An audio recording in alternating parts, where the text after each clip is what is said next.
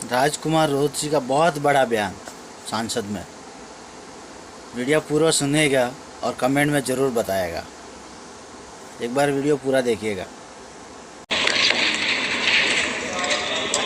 धन्यवाद सभापति महोदय, आज आपने बजट पे बोलने का अवसर प्रदान किया। पक्ष और विपक्ष दोनों ने बजट को लेके काफी चर्चा हुई। देश का जब बजट आता है तो देश का युवा एक आस लगा के बैठता है कि इस बार कुछ अच्छा होगा। देश का गरीब, देश का आदिवासी, देश का एससी ये आस लगा के बैठता है कि कुछ अच्छा होगा। हमारे राजस्थान की बात करें, राजस्थान में डंका बजा रहे थे कि डबल इंजन की सरकार है, सब कुछ हो जाएगा। लेकिन केंद्र का बजट देखा, राज्य का बजट देखा, कुछ नहीं हुआ। और पूरा देश का एसटी एससी आदिवासी समुदाय हो, युवा हो, सब ये लग रहा है कि ये डबल इंजन की सरकार की दावा करने वाली इस बार का जो बजट है वो कहीं न कहीं सिर्फ बिहार का, कहीं न कहीं आंध्र प्रदेश का और सरकार बचाने का बजट साबित हुआ है। और कहीं न कहीं ये जुमलेबाज का जो बजट आया है इस बार, देश की जनता देख रही है। मैं उस लोकसभा क्षेत्र से आता हूं, बांसवाड़ा। मैं बांसवाड़ा डूंगरपुर की जनता को धन्यवाद देना चाहता हूं जिन्होंने मुझे चुन के भेजा। वहां पर हमारे प्रधानमंत्री जी ने कहा था कि जिसकी कोई पहचान नहीं है, जिसका कोई नाम नहीं है, जिसका कोई रिकॉर्ड नहीं है, ऐसे व्यक्ति को जिता के क्या करोगे। लेकिन बांसवाड़ा डूंगरपुर की जनता ने ठान लिया था कि लोकतंत्र है, राजतंत्र नहीं। और ये राजतंत्र तय करने का किसी को ठेका नहीं है, लोकतंत्र है। जनता ने ठान लिया था कि इस बार राजकुमार रोहित जाएगा। मैं आपके माध्यम से, पूरे सदन के माध्यम से मेरी जनता को धन्यवाद देना चाहूंगा। मोदी जी ने कहा था वहां के बड़े बुजुर्गों को कि घर घर जाके राम राम बोल देना और चुनाव जिताना।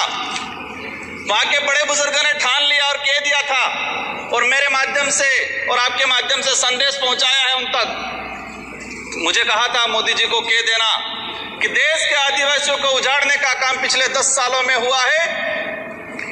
देश के अंदर धर्म की राजनीति हुई है। देश में 15 लाख रुपए बेरोजगारों को नौकरी देंगे यूं करके 10 साल राज किया है। इस बार हम सबक सिखाएंगे। और उन्होंने मेरे माध्यम से मैसेज पहुंचाया है कि गुरु गोविंद की धरती है, मावजी महाराज की धरती है, संत सुरमाल महाराज की धरती है। मानगढ़ दाप में 1500 आदिवासी शहीद हुए थे। मोदी जी 2 बार आए, लेकिन मानगढ़ के लिए, आदिवासी समुदाय के लिए एक शब्द नहीं बोल के गए, कुछ नहीं करके गए। तो उन्होंने मैसेज पहुंचाया है कि आदिवासी समुदाय जाग गया है और अब वो आदिवासी समुदाय नहीं रहा जो भाका में आ जाएगा और वोट दे देगा।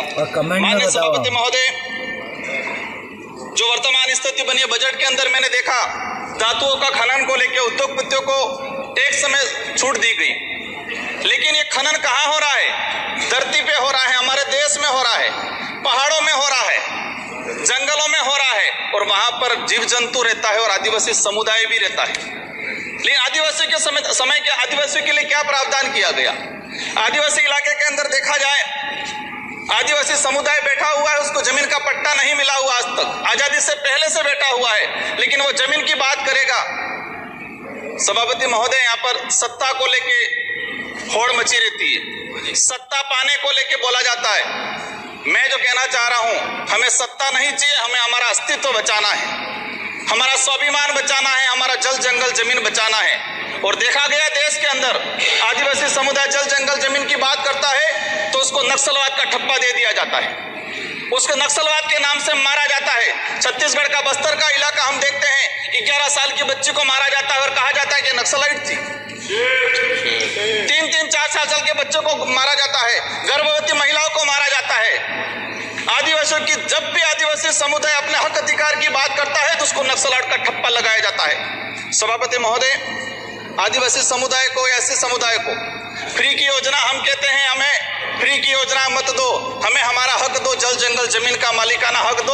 और संविधान के अंदर शेड्यूल 5 के अंदर, शेड्यूल 6 के अंदर जो रिजर्वेशन पॉलिसी लागू की है उसको धरातल पे लागू किया जाए। माननीय सभापति महोदय, मैंने देखा है भाजपा अलग अलग राज्यों में अलग अलग चीज कहते हैं, कई जगह कहती है बीफ खाओ, कई जगह मत खाओ। हमारे आदिवासी समुदाय को लेकर धर्म कोड की लंबे समय से मांग चल रही है कि आदिवासी समुदाय को अलग से धर्म कोड दिया जाए।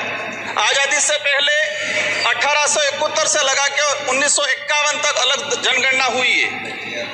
आज आदिवासी समुदाय कोई ईसा धर्म अपना रहा है, कोई हिंदू धर्म अपना रहा है, अलग अलग जगह आदिवासियों की आइडेंटिटी, उनकी पहचान खत्म हो रही है। आदिवासी समुदाय अपनी पहचान बचाने को लड़ रहा है और लंबे समय से कह रहा है कि आदिवासियों की अलग से जनगणना कॉलम होना चाहिए, धर्म कोड होना चाहिए। झारखंड के अंदर 11 नवंबर 2020 को झारखंड विधानसभा में प्रस्ताव पास हुआ अलग से आदिवासी धर्म कॉलम को लेके। वहां विपक्ष में भाजपा थी और भाजपा ने समर्थन दिया और कहा कि आदिवासी समुदाय धर्म व्यवस्थाओं में भले हिंदू हो ईसाई उसमें नहीं आता है, आदिवासियों की अलग परंपरा रीति रिवाज है, उनको धर्म कोड जारी किया जाए। लेकिन राजस्थान में अलग तरीके से माहौल बनाया जाता है। हम कहते हैं हमें किसी धर्म में नहीं रहना है, हमको आदिवासी है, आदिवासी रहने दिया जाए। माननीय सभापति महोदय, लंबे समय से देखा गया है, कहते हैं वनवासी, कोई कहता है कुछ और। हम कहते हैं हमारी जो आइडेंटिटी है, हमारा जो देखा गया है कई बार कि जो व्यवस्था बनी है उस व्यवस्था के अंदर हम कई बार कहते हैं हमें कुछ मत दो एजुकेशन को लेके। नई शिक्षा नीति, मुझे लग रहा है अभी घंटी बजने वाली है, मैं 2 मिनट में मेरा समाप्त करूंगा। नई शिक्षा नीति के तहत ये प्रावधान किया गया है कि 6 साल का बच्चा होगा, इसके बाद उसको पहली क्लास में एडमिशन दिया जाएगा। माननीय सभापति महोदय, मैं कहना चाह रहा हूँ निजीकरण को बढ़ावा देने का तरीका है ताकि प्राइवेट संस्थाएं खत्म हो, सरकारी संस्थाएं खत्म हो, प्राइवेटकरण हो, ये कहा गया है। मैं अंत में एक ही चीज कहना चाहूंगा, मेरी लोग माननीय सदस्य प्रधान बरुआ जी।